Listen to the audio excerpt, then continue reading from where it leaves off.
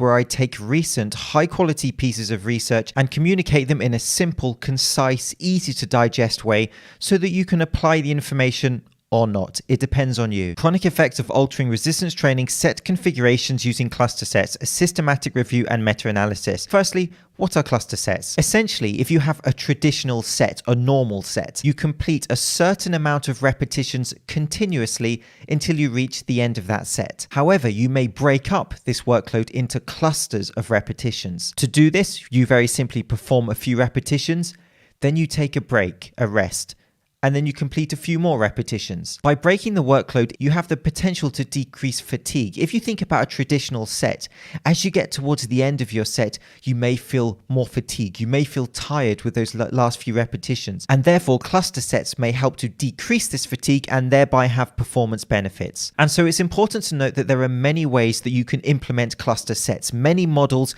many coaches have different methods, for example. When you think of cluster sets, you are not necessarily training to failure, as the goal will be performance with each repetition. And so reworking that, if one of the potential benefits of cluster sets compared to traditional sets is that towards the end of your cluster set repetitions, you're going to feel less fatigue and perhaps have better performance, then you wouldn't really be training that cluster set to failure. Example of cluster set methods would be with 6 repetitions. You may, for example, do 3 workloads of 2. 5 reps, have a short break, then the next 5 as a further workload. And how much rest would you take in between these mini workloads of reps? Again, there's no one size fits all answer here because people have different needs and it depends on many variables. And so you may need to experiment to find the sweet spot for you for specific exercises and your intensity and your total repetitions. But a very common range given is 10 to 30 seconds rest. And if you are using a more sub-maximal load, this 2021 meta-analysis wanted to look at cluster sets compared to traditional sets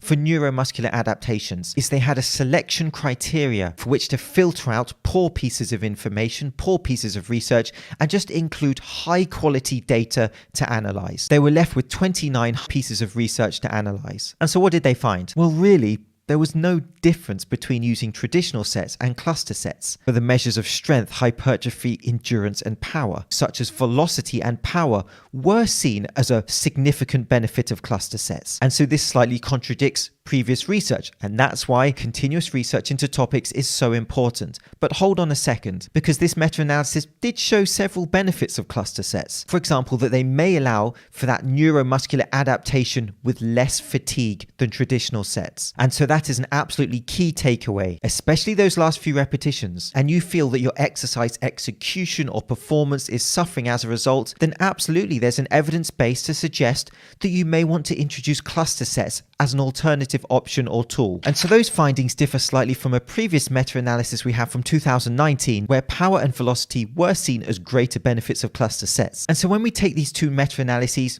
how do we conclude it? So here is my practical takeaway for you, without the free toy. For muscle growth or neuromuscular adaptations towards your specific goal, you don't need to use cluster sets. Traditional sets with effective overload are absolutely hugely effective for you. And so in no way when you see research like this should you just dump all your traditional sets and use cluster sets for everything.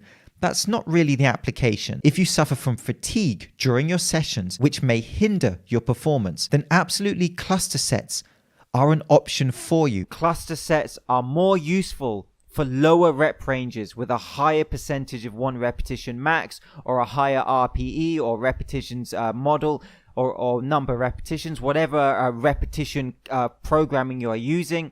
And the reason for that is they are highly related to performance and power. And it is the lower rep ranges which are conducive to power. But it's very important that you program just enough rest to keep that state of tension, but to also allow a short recovery.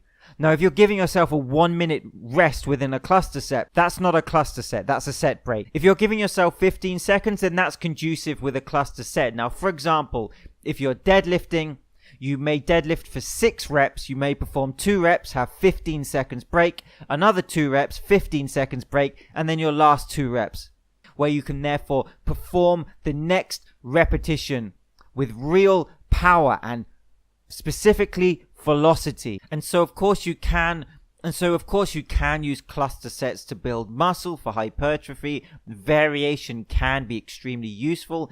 As I always say, change equals adaptation. However, it is really with the increase in power and specifically velocity that cluster sets can be really useful for you. And so what is velocity? Well, in very simple terms, it's the rate at which an object changes position. In this case, the rate at which you are moving that barbell during a deadlift or an overhead press. And when you're performing these cluster sets, I really want you to focus on the velocity of which you are moving that bar with each repetition. Eddie Joe had a really nice infographic where he explains this. And he says that power as a function of force times velocity may be optimally improved when each training rep is performed with or close to peak velocity. During a traditional set, velocity may decrease with continuous repetitions due to acute fatigue. And thus the later reps may likely be performed with slow velocities. Christian Thibaudeau, I am getting better at saying that name, also talks about the benefits of cluster sets. And he gives two real benefits of using cluster sets. And the first one is it allows you to perform more work at a given weight. Again. And secondly, he talks about the fact that you are able to recruit type 2 muscle fibers. Christian Thibaudeau is one of the best strength and conditioning coaches on the planet. He also talks about the fact that it's important to fatigue them. And that these cluster sets, where you can use a relatively heavy weight, can have great benefits for recruiting those motor units. And he says you can use 85 to 95% of your maximum, which is usually your 5 repetition max. The total reps per set are kept low to moderate, 4 to 6, and the rest between repetition is about 10 seconds. And when it comes to the specific programming, only you can know that. Only you can be honest with and understand how you lift and how much break you use. I recently performed deadlifting with cluster sets, and I found that 15 seconds was very effective for me. And so this was a quick one. I'm James Linker, Shredded Sports Science. Thank you so much for watching, and I'll see you soon.